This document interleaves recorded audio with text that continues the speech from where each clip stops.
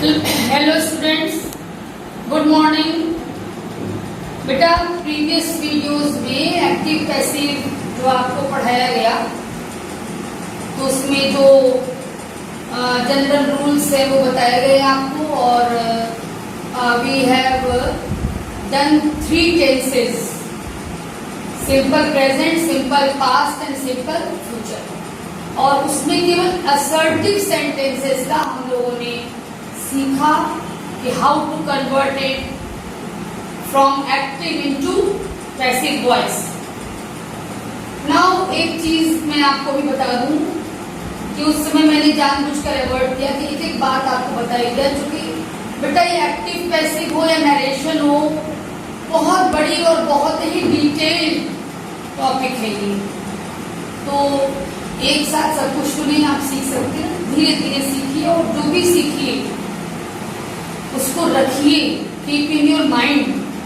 देखिए इसमें क्या बताना चाहती हूँ सबसे पहले आपको, यदि आपके सेंटेंस में प्रोनाउन आता है, for example look I call you, I भी प्रोनाउन है, यू भी प्रोनाउन है, ठीक है।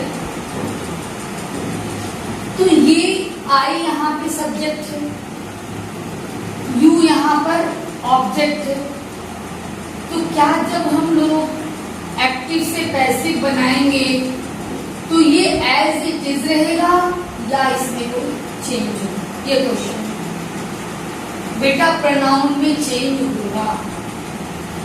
यदि यहाँ पे नाउन होता, आई की जगह राम, मोहन, सोहन, सीता, गीता कुछ होता तो उसमें तो कोई चेंज हम नहीं कर पाते।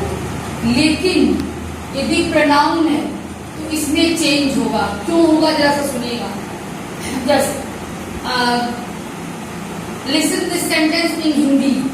आई कॉल यू, मैं तुम्हें पुकारती हूँ। मैं आया, मैं तुम्हें पुकारती हूँ। अब इसको जब पैसिव में बोला जाएगा, क्या बोला जाएगा? तुम्हारे द्वारा मुझे पुकारा जाता है। आप ये नहीं कहेंगे कि तुम्हारे द्वारा मैं पुकारा जाता है, नहीं, तुम्हारे द्वारा मुझे पुकारा जाता है। तो मैं का क्या हो गया? मुझे हो गया ना हिंदी में। बस यही चीज इंग्लिश में आपको देखना है। और इसके लिए आप एक छोटी सी लिस्ट देख लीजिए, आपको आइडिया लग जाएगा। यदि सब्जेक्ट आई है तो जब इसका ऑब्जेक्ट बनेगा पैसिव वॉइस में तो आई का हो जाएगा ना।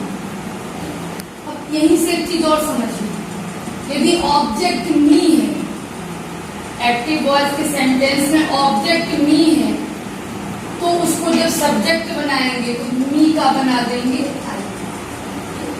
बस इसको ध्यान दीजिए, सब्जेक्ट आई है तो ऑब्जेक्ट मी, ठीक, ऑब्जेक्ट मी है, सब्जेक्ट बनाना है तो आप बनाओगे आई। इस लिस्ट को ध्यान में रखिएगा। इसी तरह से ही का हिम का he, she, her, she, they, them, they, we, us, we. और यू में और इट में कोई चेंज नहीं। सब्जेक्ट में भी यू, ऑब्जेक्ट, और इट के साथ भी ऐसा ही होता है। इट का भी दैट हम लोग ऑलमोस्ट नहीं करते, इट का यही रहने देते हैं, सब्जेक्ट में भी और ऑब्जेक्ट में। ठीक है बेटा। अब फॉर एग्जाम्पल यहाँ पर देखिए, इसको एक सॉल्यूशन मैं करूंगी, आपको आइडिया लग जाएगी उससे। यहाँ पर ये देखिए सिंपल प्रेजेंट टेंस का सेंटेंस है। क्यों? फिर से रिकॉल करिए, असर्टिव सेंटेंस में कोई हेल्पिंग वर्ब नहीं है और मेन वर्ब का फर्स्ट फॉर्म है, ठीक है। तो ये सिंपल प्रेजेंट टेंस हुआ। अब जनरल रूल्स को फॉलो करते हुए आप इसका जब एक्टिव से पैसिव बेटा बनाएंगे तो सबसे पहले you have to find out subject, object and verb.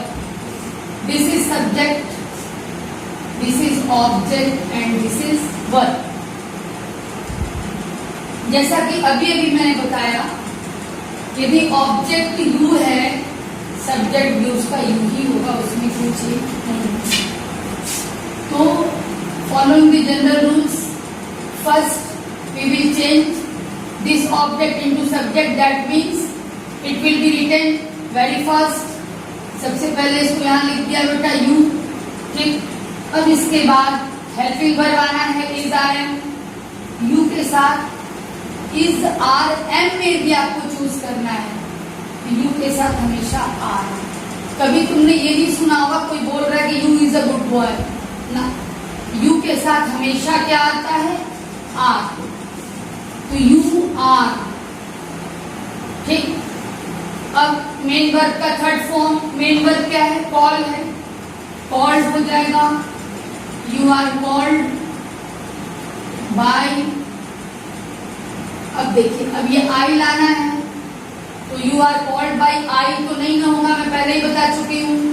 क्या हो जाएगा आई का, मी। यू आर कॉल्ड बाय मी। ठीक है बेटा, देखिए आई किसमें कन्वर्ट हो गया, मी में कन्वर्ट हो गया। और यू में कोई चेंज होता नहीं है, इसलिए उसमें कोई चेंज नहीं है। ये बात आपको समझ में आई ना। तो इस लिस्ट को आप कॉपी में नोट करोगे। आपकी जो ग्रामर कॉपी बनी है, सिंगल कॉपी नहीं बनी है ग्रामर की, उसी में CW, उसी में HW, तो इसको आप नोट करेंगे, एग्जाम्पल भी नोट करेंगे। अब इसके बाद मैं डील करूंगी प्रेजेंट कंटिन्यूअस टेंस। ओके, ना बेटा अब हम लोग नेक्स्ट एक्सरसाइज पर आते हैं। प्रेजेंट कंटिन्यूअस टेंस, बल्कि यूं कहिए नेक्स्ट टेंस पर आते हैं।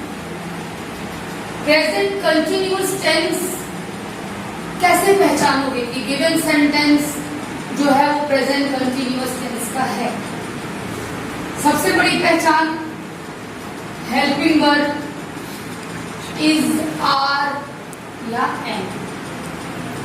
ठीक है, is, are, am. Helping verb होगा असर्टिव सेंटेंस में, और वर्ब का आईएनजी फॉर्म होगा।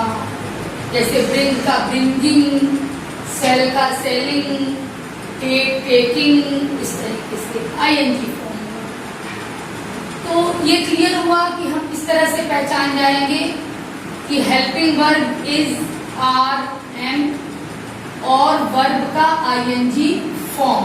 ये तो ये प्रेजेंट कंटिन्यूअस टेंस हुआ। बार बार मैं कह रही हूँ, मैं केवल अभी असर्टिव सेंटेंस को लेके चल रही हूँ बेटा। अब इसका एक्टिव से पैसिव कैसे बनाएंगे, क्या रूल फॉलो करेंगे, ठीक है, देखते हैं।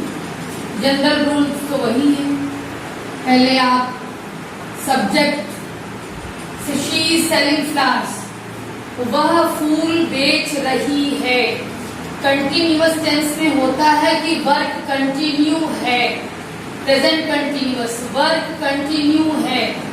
शी इज सेलिंग फ्लावर्स, वह फूल बेच रही है, फूलों को बेच रही है, फ्लावर्स है, वह फूलों को बेच रही है। एक चीज और क्लियर कर दूं, फ्लावर्स और फ्लावर्स दोनों करेक्ट प्रोनाउंसिएशन है, ठीक है, दोनों करेक्ट है। कभी ये मत सोचिएगा कि जो फ्लावर कह रहा है वो गलत कह रहा है ना। प्रोनाउंसिएशन में देखिए अलग अलग स्थान का अलग अलग प्रोनाउंसिएशन है, ठीक है। तो आप ये इसीलिए मैं आपको क्लियर कर रही हूँ। जैसे कुछ बच्चे फ्लावर बोले तो फ्लावर बोलने वाले सोचते गलत बोल रहा है बच्चा, नहीं, फ्लावर भी सही है, फ्लावर भी सही है। जितनी कंट्रीज की इंग्लिश है ना, सबका प्रोनाउंसिएशन अपना अलग अलग होता है, ठीक है बेटा, इसलिए ये ध्यान रखना। तो मैं शी इज सेलिंग फ्लावर्स भी कह सकती हूँ, शी इज सेलिंग फ्लावर्स भी कह सकती हूँ, दोनों करेक्ट। तो first of all you have to find out what subject, verb and object. तो ये तो सब्जेक्ट हो गया बेटा, भाई बेचने का काम कौन कर रहा है, शी, तो जो वर्क कर रहा है वो सब्जेक्ट हो गया। Is helping verb, is, are, am, has, had, will, shall, ये सब क्या है, हेल्पिंग वर्ब। इसी को ऑक्सिलरी वर्ब भी कहते हैं। और ये हो गया तुम्हारा मेन वर्ब या प्रिंसिपल वर्ब, ठीक। और ये हो गया ऑब्जेक्ट।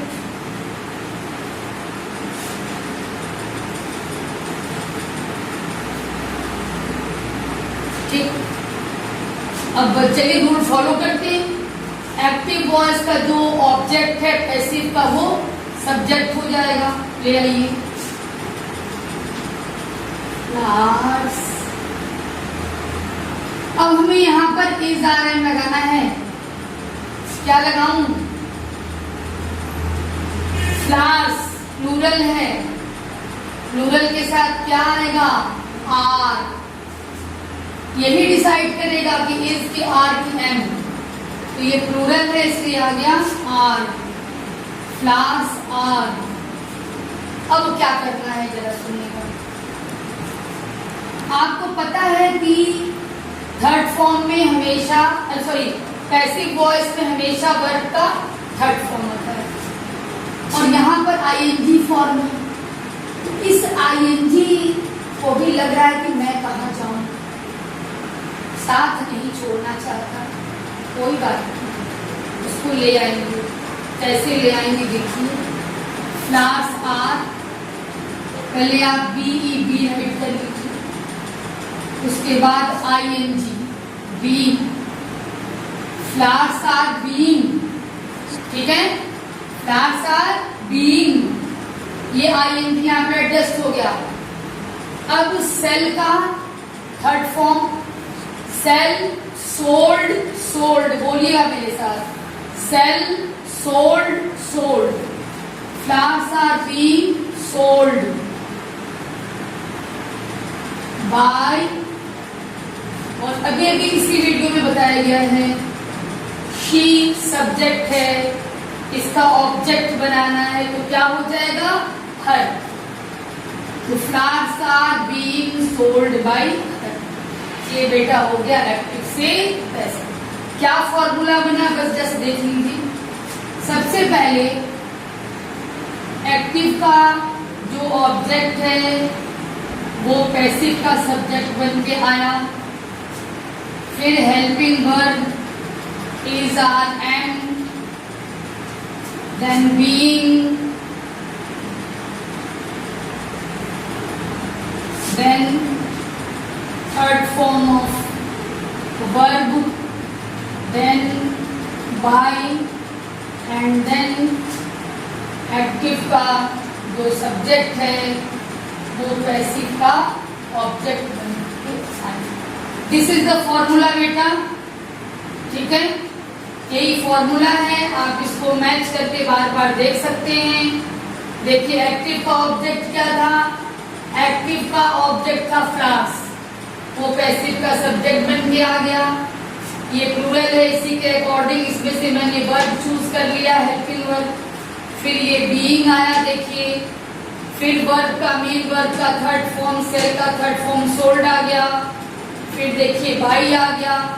फिर एक्टिव का जो सब्जेक्ट था शी, वो पैसिव का ऑब्जेक्ट बन के यानी घर बन के यहाँ पे आ गया। ठीक है बेटा, ये हमने आपको बता दिया। अब मैं होमवर्क दे रही हूँ और आप लोग बहुत ध्यान से रूल को फॉलो करके होमवर्क करिएगा। जो पहले के होमवर्क थे उसमें मेन आप लोग की फॉल्ट रही कि आप लोग थर्ड फॉर्म नहीं जानते।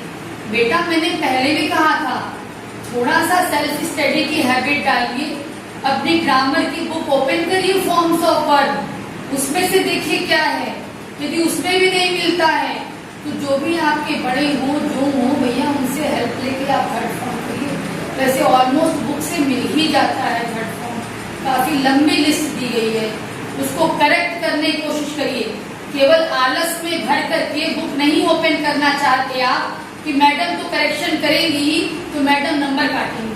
होमवर्क में गड़बड़ी रहेगी, गलत आप करोगे, थर्ड फॉर्म में गलती रहेगी, आपके टेस्ट के नंबर कटेंगे।